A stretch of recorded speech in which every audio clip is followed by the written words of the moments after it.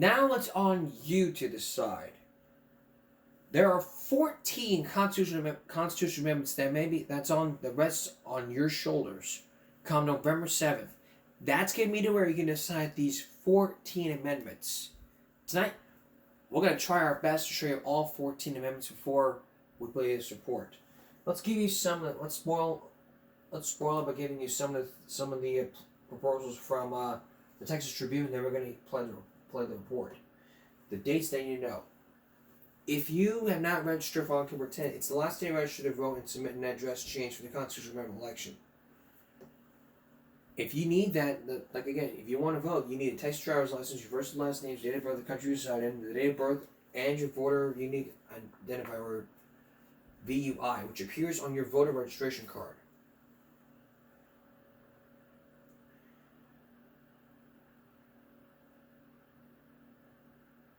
November 7th is Election Day. Polls are open from 7 a.m. to 7 p.m. on Election Day.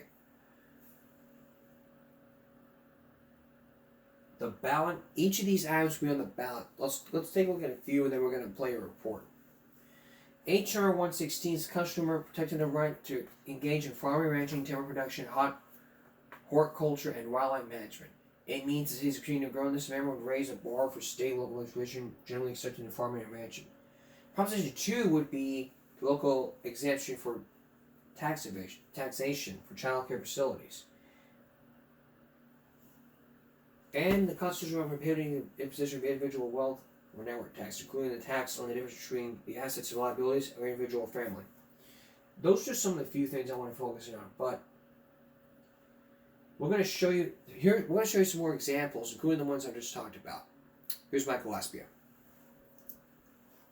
There are 14 constitutional amendments voters will see on the ballot. They include Proposition 2, which would exempt child care providers from property taxes on their facilities, offering some relief to businesses that were hurt by the COVID-19 pandemic and are still struggling to stay open. Readily available child care is also seen as a win for the economy, as working parents don't have to take time off to deal with child care issues. Proposition 4 is the property tax cut that got so much attention during the 88th legislative session.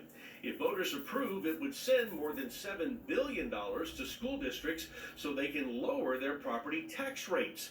That's important since that's what makes up the biggest portion of a property owner's tax bill in our state. It would also raise the value of a home that cannot be taxed to pay for public schools from $40,000 to $100,000. Many voters will also be interested in Proposition 9, which calls for retired teachers in Texas to get a cost of living raise. Voters are being asked to allow lawmakers to move more than $3 billion from the General Revenue Fund to the Retired Teachers Fund to cover what would be the first raise that some have seen in nearly 20 years. Now, other propositions protect the right to farm. They call for money to be spent to help fix our aging and deteriorating water pipes and expand internet access to help reach some of the 7 million people in our state who are currently without it. Now, if you'll look for this story on our website, you'll find a link that you can follow that explains all 14 of the proposed amendments. Rudy? Let's look through the rest throughout the next almost 2.5 minutes. The fourth one is what Michael Aspia talked about. It's constitutional to establish a temporary limit on maximum appraised value of real property other than a residence homestead for ad volume tax purposes, from $40,000 to $100,000. It means that Texas has some of the highest property taxes in the nation. Earlier this year, Texas lawmakers approved the $12.7 billion package of property tax cuts that needs voter approval in order to make that effort. It would send $7.1 billion to school districts so that they can lower their property tax rates. School district taxes make up the bulk of the Texas property owner's tax bill.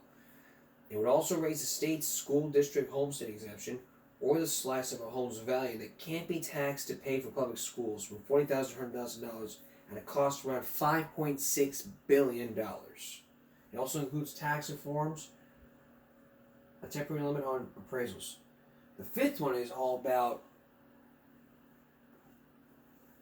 funding to certain institutions for higher education.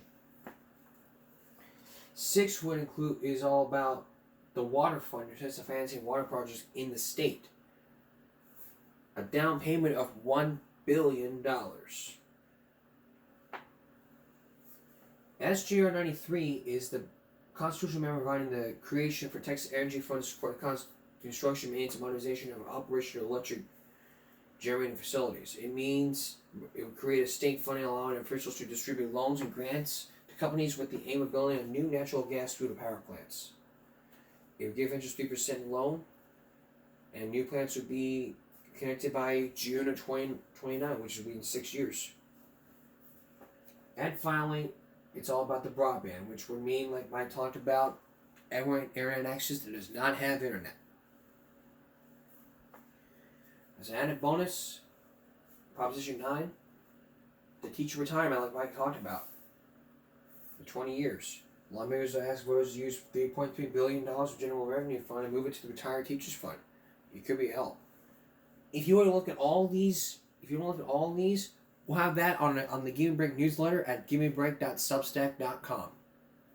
So we'll let you know what happens on November 7th. Alright. These people came forward and say that this pastor molested these people when they were little kids. And this man took to the phone to talk to this pastor about what happened. We'll tell you his story along with the side of the story for the pastor when we return.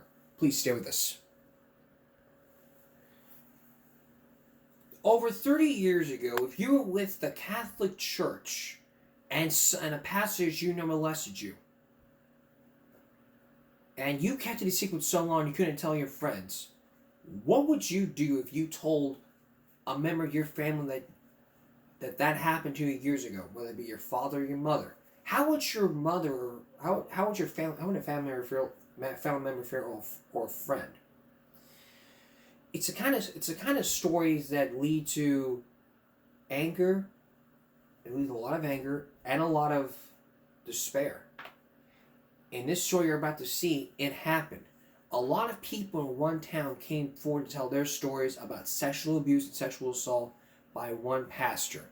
Tonight, you're going to meet this one. You're going to meet all the people that told their story, and you're also going to meet one man who led the cause.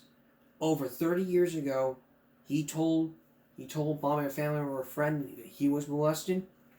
And you'll also hear audio tapes from a phone call from one pastor. Will we know the truth about what happened over 30 years ago? Here's Diane Sawyer.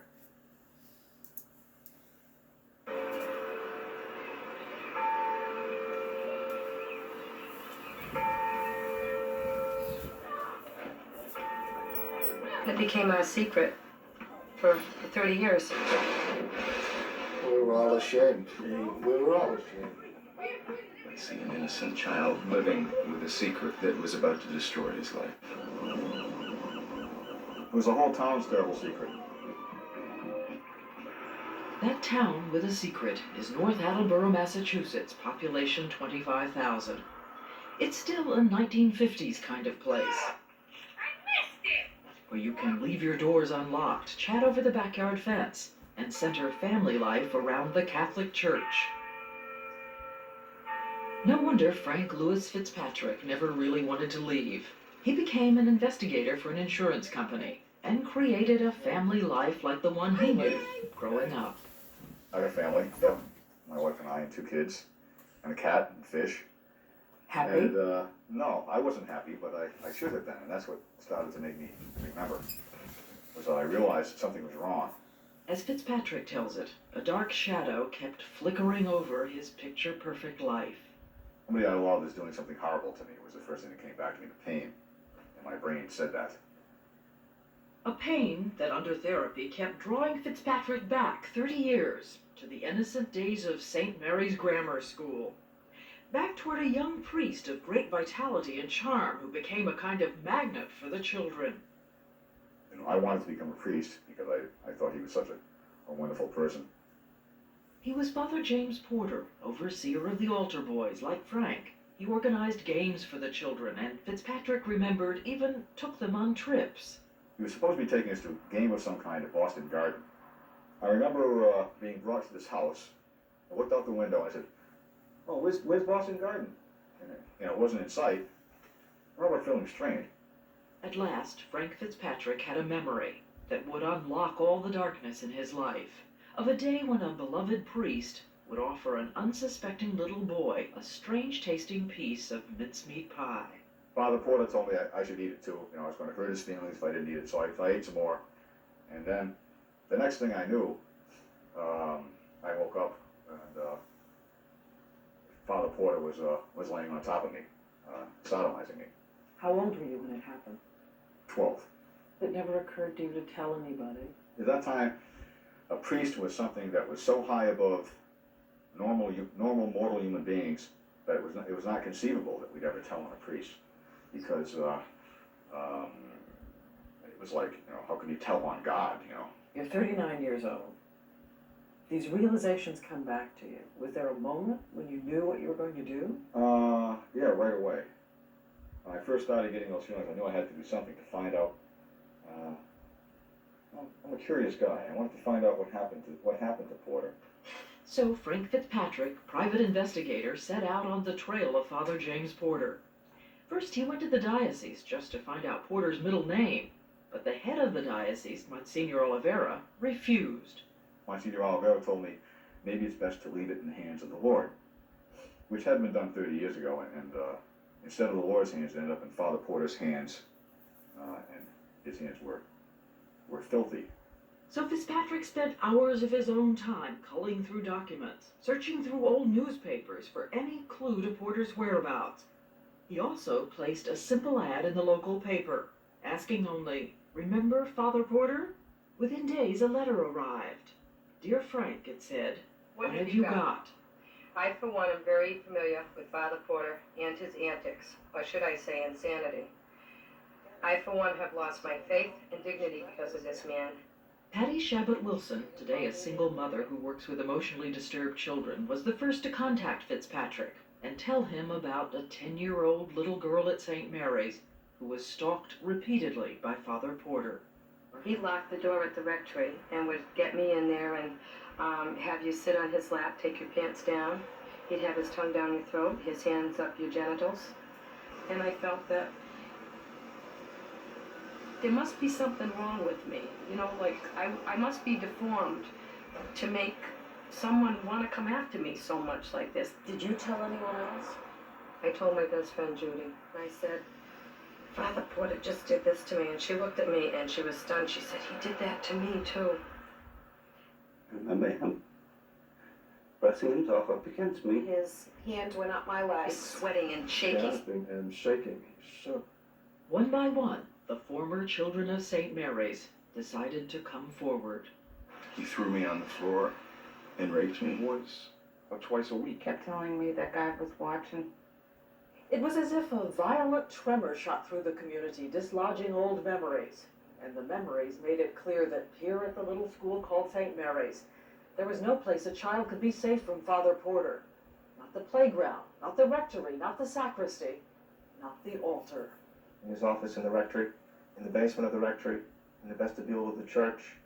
In the corridors at school, in the schoolyard, at the town pool, at the playground, wherever we were. So far, more than 60 victims have given their names to Frank Fitzpatrick. 22 of them gathered together for us for the first time to tell the story. How 9, 10, 11-year-old children were forced into oral sex, anal sex, sometimes several children at once. There had to be 8 or 9 kids, and we just took turns with us. How many times did he molest me in my bedroom? I can't say 10, I can't say 15, I can't say 40. As many times, I would think, as he came into my house to eat meals, to socialize, to visit, he would molest me. There's no one out there that can say, when they were alone with Porter, he wasn't trying to get his hands in your pants.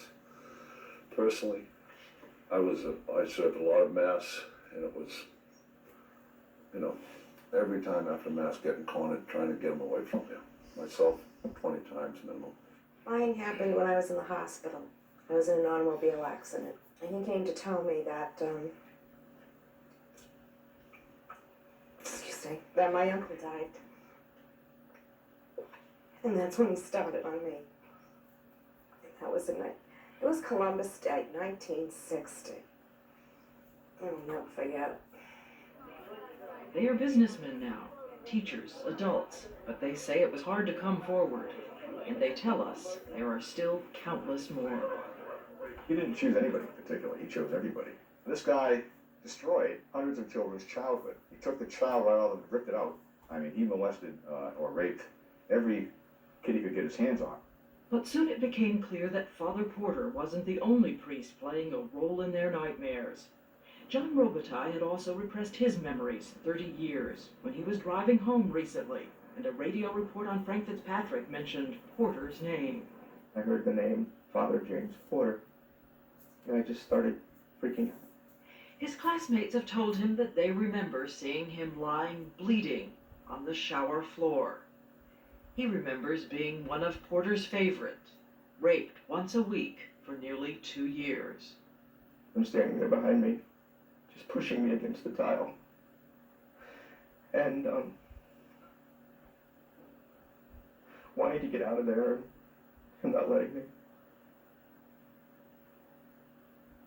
And John Robitaille says there was someone else at the church, another priest, who looked in and saw him. He saw me on the floor with Father Porter in the basement of the rectory. And rather than helping me, he turned his back and left. It was like the whole church turned their back on me. And did nothing to help me. It was Father Annunziata? Yes, it was. And I had to serve Mass for that man afterwards, too. And I could never look him in the eye again. Father Armando Annunziato, the other young priest at the parish. He was one of the first people Frank Fitzpatrick sought out in his search for Father Porter. But Annunziato told Fitzpatrick he was ignorant of it all, both Porter's whereabouts now, and that he had only vague suspicions about Porter all those years ago. The people in this room say Annunziato was lying. How many of you know firsthand that Father Annunziato knew, that he saw? Diane, he walked in while I was being raped by Father Porter on a wrestling mat. There was for a moment a little bit of hope that this might stop, and the door very slowly shut. There's no way in the world that the priest in that office, in that rectory, didn't know what was going on. Peter Calderon says Annunziato also interrupted him with Father Porter. Porter jumped up and was pulling his pants on, and I can remember laying on the floor that I'm doing something bad. I'm the guy that has my pants down around my ankles with the priest on the other side of the door wanting to know what's going on. And this guy's on the other side of the door knowing what this guy's doing to me, and he doesn't bust the door down. He lets him continue to do what he was doing to me. Father Annunziato, who presides over this church in Mansfield, Massachusetts, took a leave of absence after the story broke. So we tracked him down to try to get some answers for Father Porter's victims. Just for a minute, please. Father Annunziato, we've talked to some of Father Porter's victims, and they say that you walked in the room and you saw them being abused. They want to know why you didn't protect them. They trusted you. While Father Annunziato remains silent as he did 30 years ago, the victims tell of lives wrecked by addiction and depression. I had very little memory of my childhood prior to the spring of 1963. Because I shut down.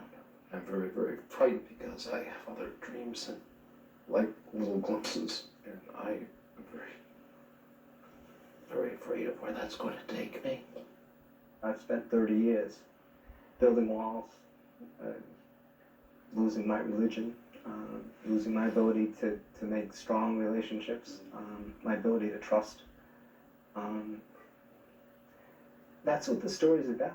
It's about trust. It's about what happens when people betray trust, and I think every one of us here sits here in pain about that. I attempted suicide 3 times. And you're sure it was this? This, there was no question. When the memories came back, I wanted to die more than ever. And he wanted to die more than ever. So what does Father Porter have to say? When we come back, you've heard the two sides of the story, but now there's a third side of the story. You're going to hear that phone call between Frank Fitzpatrick and Father Porter. What happened when Father Porter fed Frank that mincemeat pie? The conclusion of Diane Sawyer's Secrets No More story when we come back. Stay with us. Oh, and the other question, where was the church? And where is Father Porter? Stay with us. Returning to our story. Father James Porter has molested over 60 members of a church in Massachusetts, over a Catholic church at a Catholic church in Massachusetts. Father Nunziato took a leave of absence, but 30 years later, he did not say anything because he didn't want to break his silence. But what does James Porter have to say about this? You will hear that phone call between the former priest and the investigator as they try to deep down what happened when Father Porter fed Frank that mincemeat pie.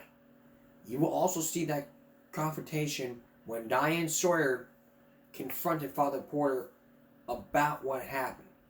Will we know the truth, and will there be prosecution after all this?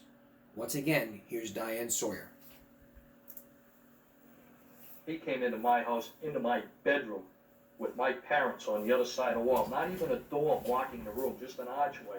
And he would come in and sit on my bed and take my hand and put my hand down his pants. I couldn't get away from this guy.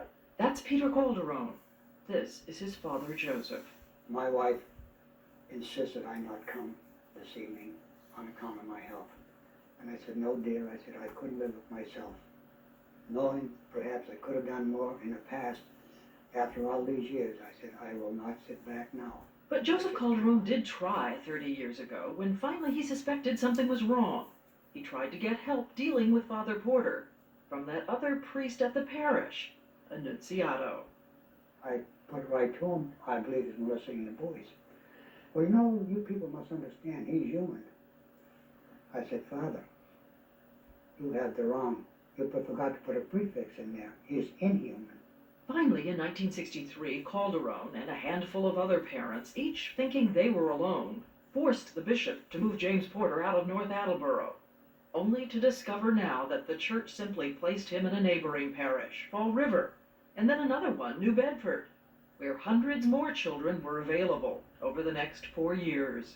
They saved the children of North Attleboro, at least after a few hundred, they saved the children of North Attleboro, and then they damned the children of Fall River and subsequently New Bedford by sending them to them.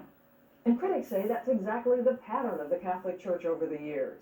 According to one private study, as many as 6% of American priests may have trouble with pedophilia.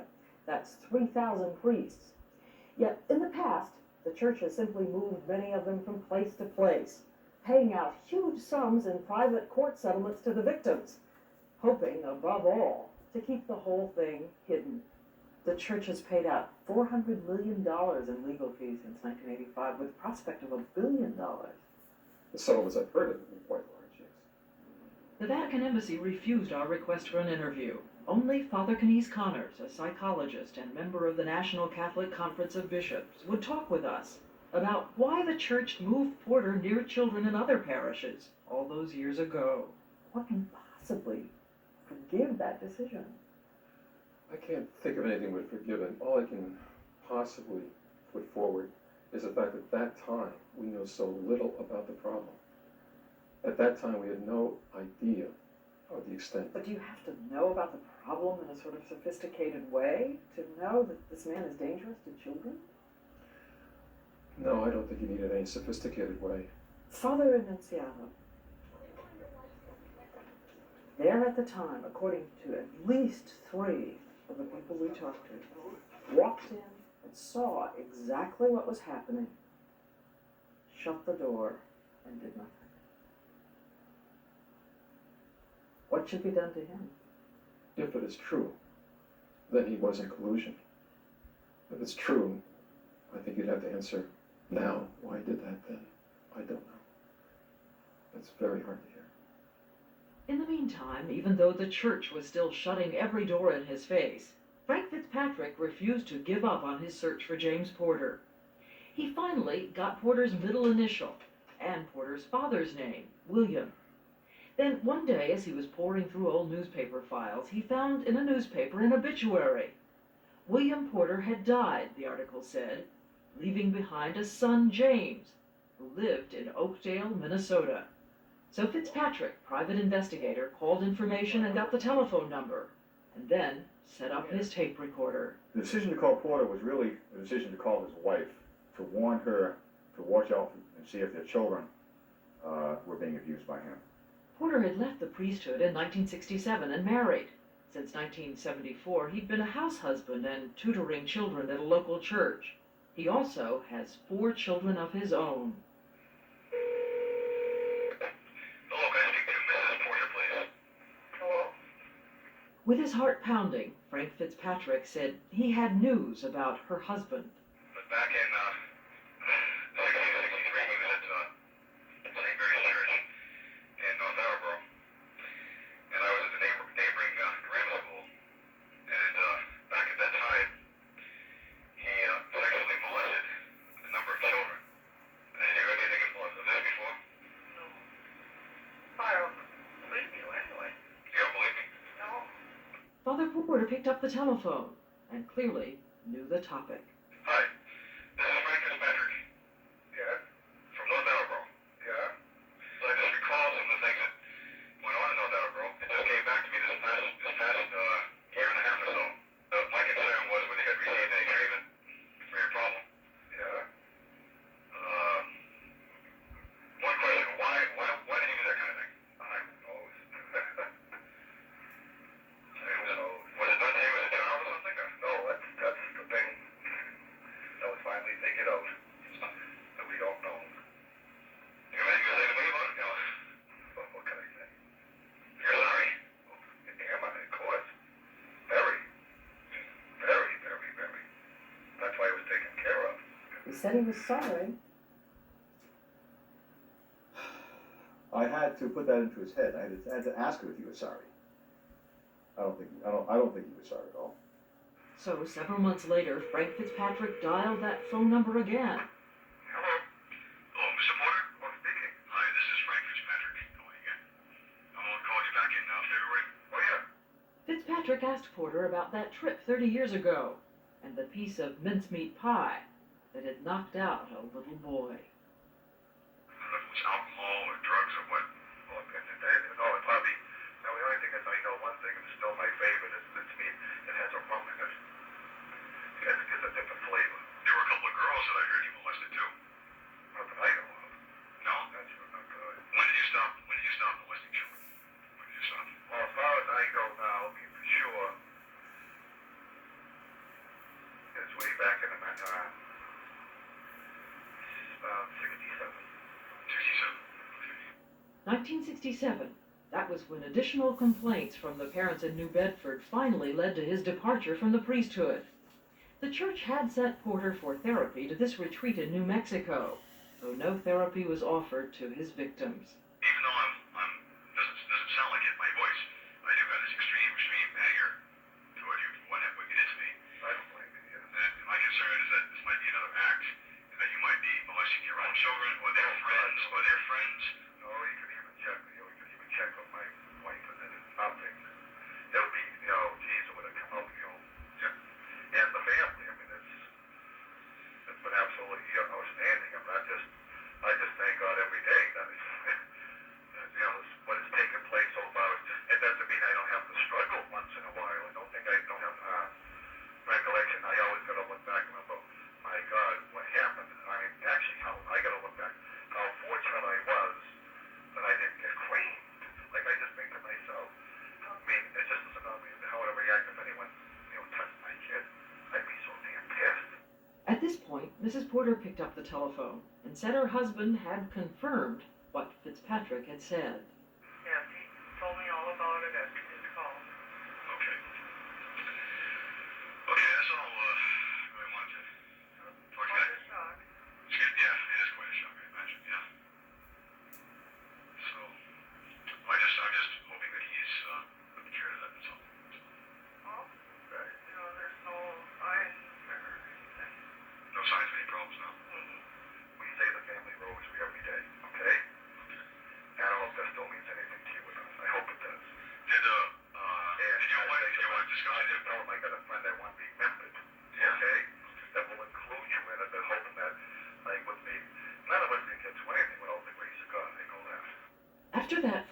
fall, James Porter admitted to a television reporter that he had probably molested 50 to 100 children.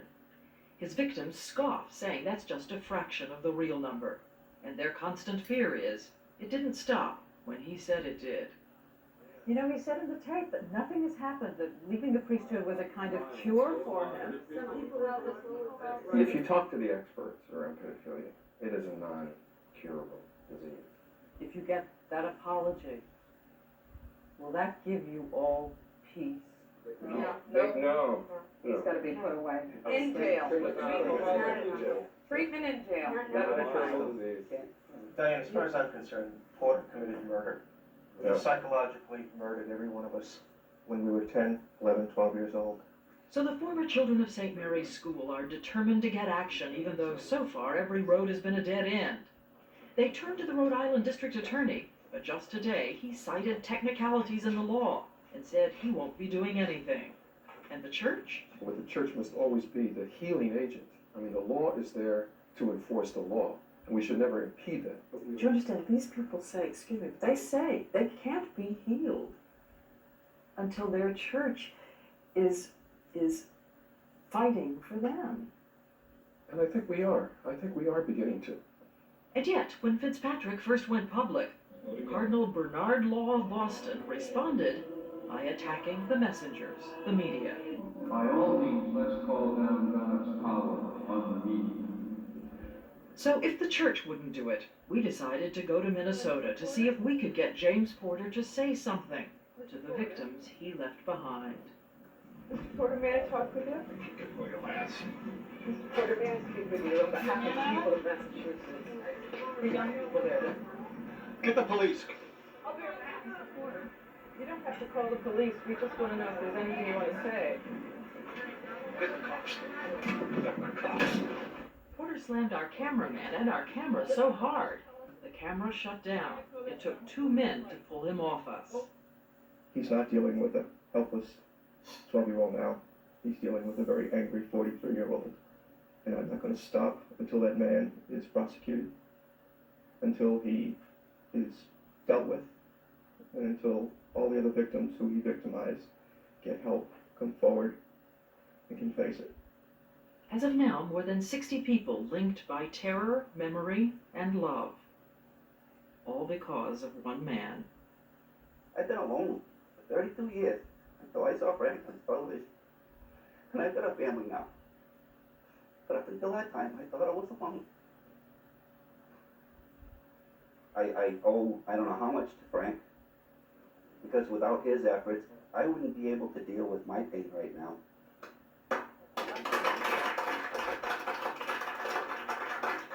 Your hero. He's my hero. You're my hero now, too. He's a very, very brave man. And So are you. I'm getting there. You're there. As we said, the Rhode Island District Attorney says he will not prosecute. Massachusetts officials are undecided. There are questions about statute of limitations. As for the church, 2 weeks ago, the National Conference of Catholic Bishops issued guidelines urging churches to identify pedophiles, turn them over to the authorities, and help the victims. But it's just a recommendation. It's not binding. And what about Father Porter in Minnesota? Well, the Boston Globe ran an article today which confirmed something that we had heard. William Hutton, an officer in the police department in Oakdale, Minnesota, Porter's community, said he has now heard from 3 people raising questions. They say about 10 years ago, Porter abused them as youngsters in the Midwest. But all 3 cases would exceed the 7-year statute of limitations. There's an update to the story. We'll have that for you come up in we'll have that for you come up in like soon or like 2 to 3 weeks. Or probably next week, depending on one of the two. So what do you think? Should Father Porter be in jail? Should have been in jail years ago? Give me some feedback in the comment section below. That way I can hear your stories. And we'll have the results soon on this broadcast. And we'll have more of our broadcast when we come back. Stay with us. This month's October, and it's Bullying Prevention Month, along with Breast Cancer Awareness Month. And you know, throughout the 7 years of this broadcast, we focused on a lot of bullying. From Adriana Kirch to people who have committed suicides. And let me tell you, I take this bullying business very seriously. Which is why I, myself, back in 2020, right before the COVID-19 pandemic,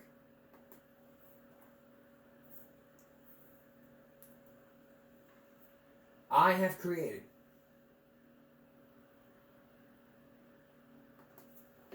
the Stop Bullying Speak Up group. That's right. I myself, back in 2020, have created the Stop Bullying Speak Up. It was inspired by Cartoon Network, who had their own original documentary all about Stop Bullying Speak Up. We also had a guest named Eric, who created his own bullying group on Facebook. And he said he wanted to create it because of all the things that happened at CCISD, and they've got together. And this whole bullying thing started with CCISD didn't do a damn thing.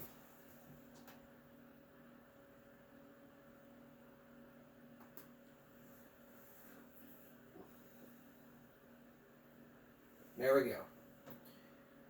This right here is what I'm showing you right now. This is the Stop Bullying Speak Up group, where all these stories which I have created. Now let's look at some of these. This is from organization from Hey Ugly, You Gifted. You need gifted, lovable you. Don't get mad, get moving, anger, accelerate negativity, geared towards energy reduction. And these people, I mean, we have a bunch of people who are, we have this person right here from Hey Ugly, You Need Gifted. And there was one person that we have, there's one person that we have on here who wanted to come on, but I haven't heard back. So if you want to join the Stop Bullying Speak Up group, it's still available as a public group. We're at 49 members. I'm at 49 members, and we're getting to 50 members.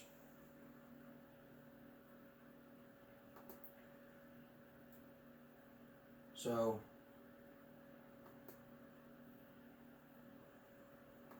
going back to this, there is a local organization that is taking bullying into our school. There's prevent this from happening again. From all this bullying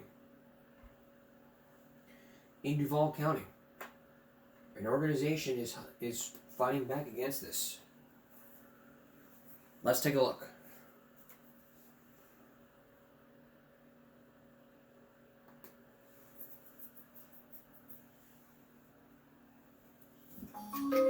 Positively Jacked, October's National Bullying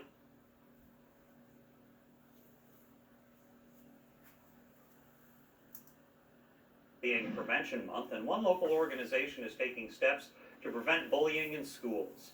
City Year Jacksonville provides mentors to students in public, elementary, middle, and high schools to prevent bullying. News for Jax reporter Brianna Andrews explains how mentorship makes a difference. 1 in 5 students ages 12 to 18 endures bullying during the school year. City Year Jacksonville is working to change that here in Duval County.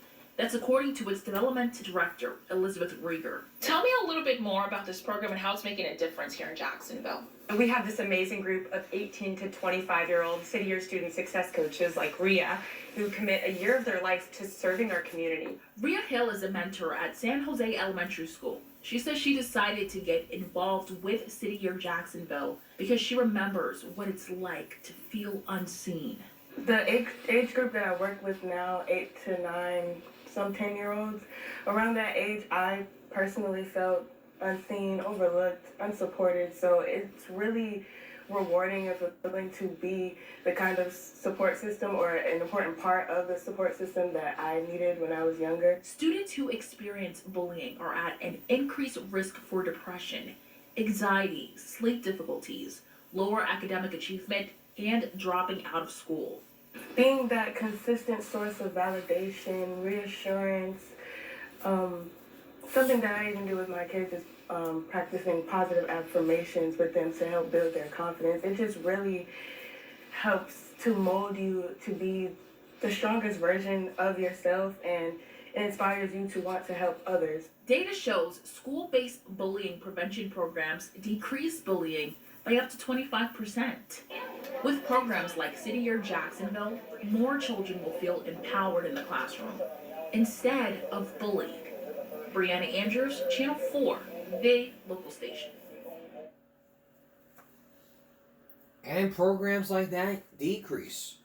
So if schools were to create programs to prevent bullying, it may decrease. Which leads to our common sense alert. When we return, please stay with us. Common sense alert.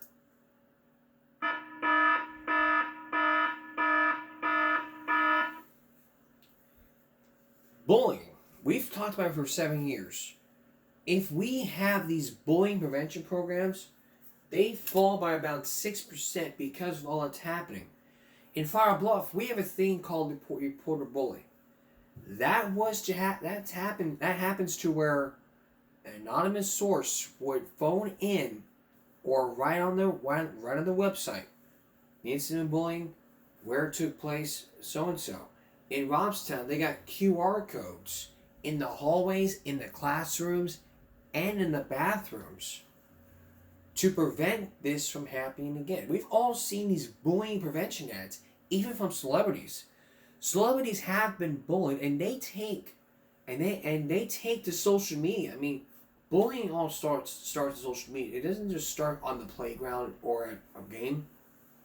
It all starts on social media when somebody says, "You're ugly, you're fat, you're a slut, you're a bitch, nobody likes you." That can hurt a person's feelings. And again, like I said, I take this bullying business seriously. I take it very seriously. I'm not playing favorites.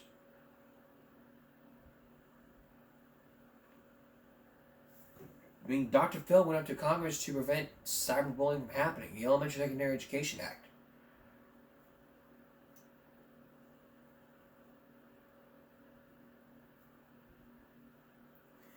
You know what? Let me play you a. There was a Dr. Phil clip from back in 2013. That was to where they were dealing with critics at Amy's Baking Company. So here's his advice. Now what he told Sammy and Amy. Choose the behavior. When you choose the behavior, you choose the consequence. Every behavior you choose has some consequence.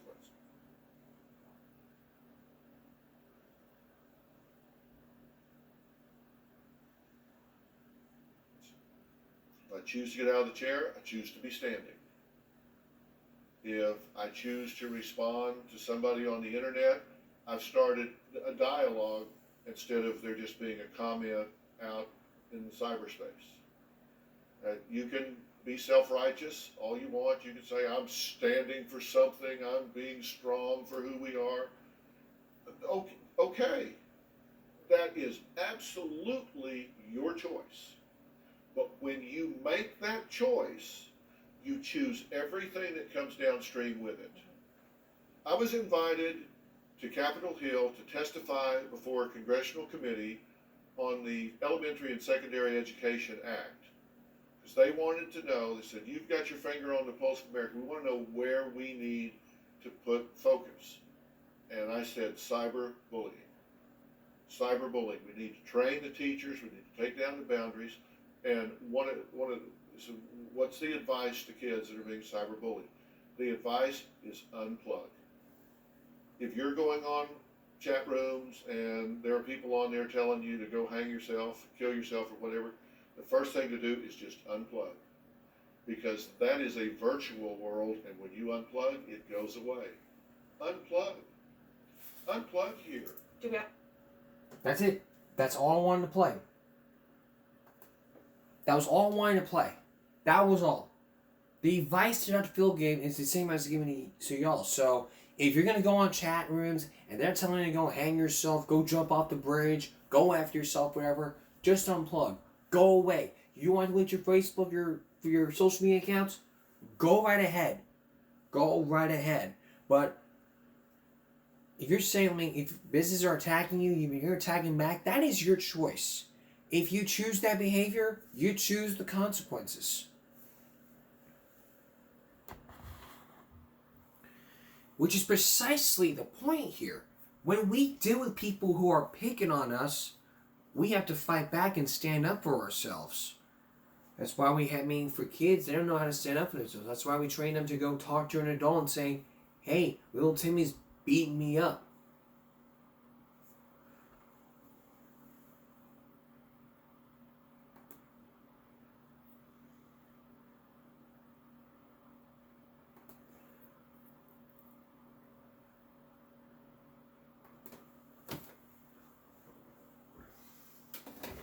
But when we're dealing with people who are being bullied, we don't have the tool. When school's dealing with bullying, nobody has the tools necessary to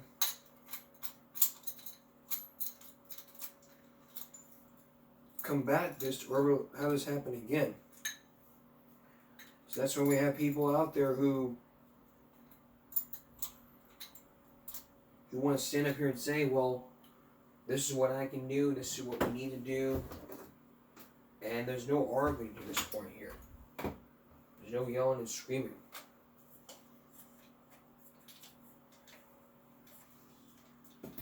I was looking for an old USB drive, but this is just gonna be way out of hand here. But there was a video that I was gonna play, but I didn't have time to look for the USB port that had there, so I'm gonna describe it to you.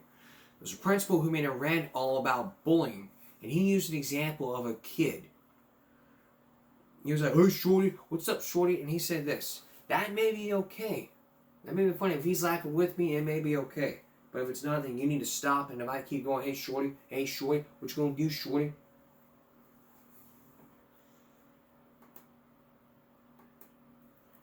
Every school has got to take bullying very seriously. With the case of Adriana Kirch, they did not let everybody know until 2 days before. Listen, if you are a school district, and there was a bullying problem,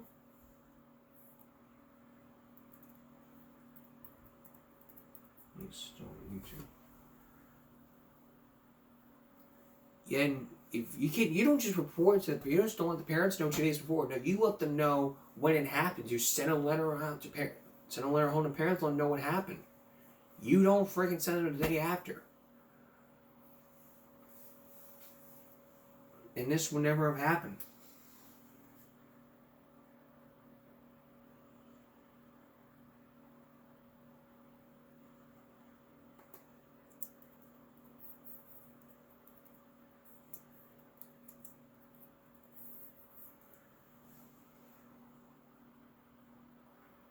And Dr. Phil really takes bullying very seriously. If you watched his show years ago, you know he talks about bullying.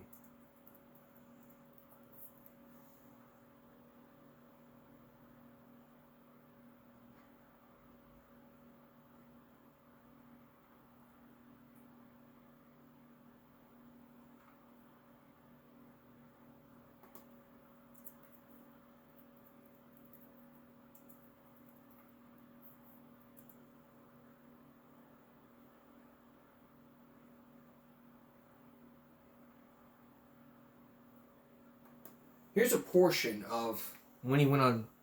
I'm delighted to speak about this because it's something that I'm very passionate about, and I really hope that we'll have cyberbullying language added to the Elementary and Secondary Education Act. The times, they are a-changing, as we say in the South. You know, when I grew up as a boy, all of our fantasies were about the wild, wild west, and everybody running around and gunslingers everywhere with no law west of the Pecos.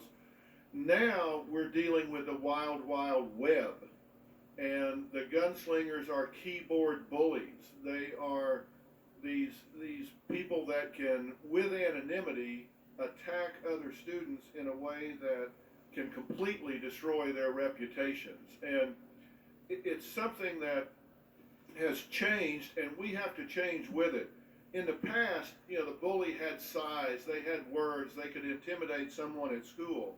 But as Representative Platt comments, with MySpace and Facebook, email, chat rooms, there are so many of these things with so much power that they constitute weapons of mass destruction when it comes to communication with these kids. And the problem is the bullies are anonymous now.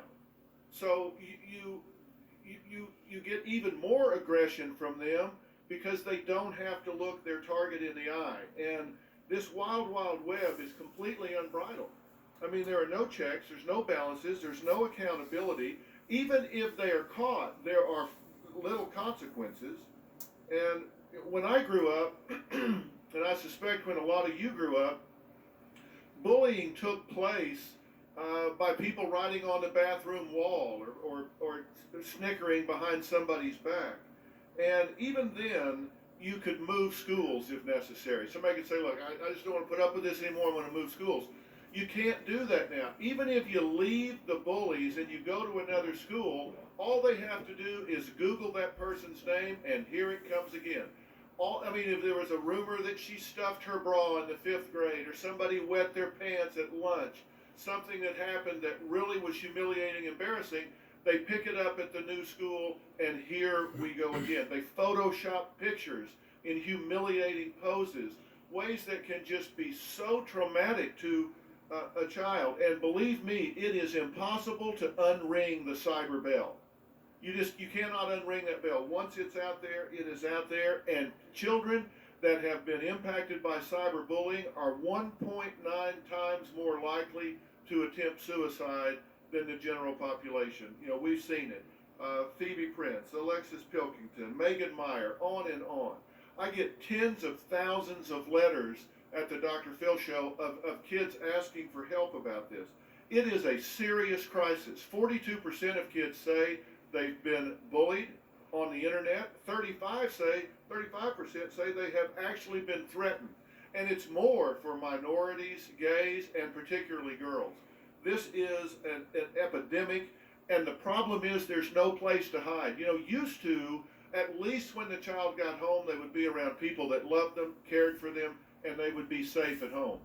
Now, that bully can silently come inside the home. You think your child is back doing their homework, but on their desktop or their laptop, they're getting bombarded by these people that are saying ugly things about them, telling them they wish they would kill themselves. They're going to beat them up the next day. Isolation is the #1 tool of an abuser. And you can never be more isolated than when someone is cyberbullying you and you alone with that screen are looking at everything that's being said. And children won't talk to their parents about this. They feel shame. They feel embarrassment. They don't want to tell mom and dad, hey, people don't like me. So parents don't necessarily know it. 85% of the time, this goes completely unabated because there's no official crime. We have to give educators, administrators, teachers the tools that they need to prevent this, to intervene once it happens, to break the pattern, and both the bullies and the targets need counseling. The bullies don't understand the gravity of what they're doing. They just simply don't get that. So we have to help them understand, develop empathy to realize when I do this, it's destroying someone's life. And I see so many people in their 20s, 30s, and 40s that were bullied, it still affects them. It affects the way they parent their children. It leaves scars that run deep. It may end in the 7th grade, but the residual is there for the rest of their life. And I really hope we add language to address cyberbullying to the Elementary and Secondary Education Act, because teachers in particular are dedicated professionals. Look, you don't go into teaching for the money. You go into teaching because you care. You go into teaching because you want to impact young people's lives. We need to give them the tools to do that. And I am so proud that the committee's starting what I think is a long overdue dialogue about this, so we can give them the tools that they need. And frankly, all of us adults aren't nearly as literate on the computer as our kids are. We need to close that information gap. We need to Google our children's names. We need to know where their name pops up, who's talking to them, what they're saying, and how they're doing it. And I am just so convinced that by putting this language in the Elementary and Secondary Education Act, we can raise the awareness and give these people the tools to bring this about. So, and I want to tell you that I'm going to continue to focus on this on my platform, and I invite everyone in the media to use their platform to raise awareness about this, to educate parents about this, and put them on alert. So I commend y'all for taking the time to do this. Thank you very much. We'll be right back.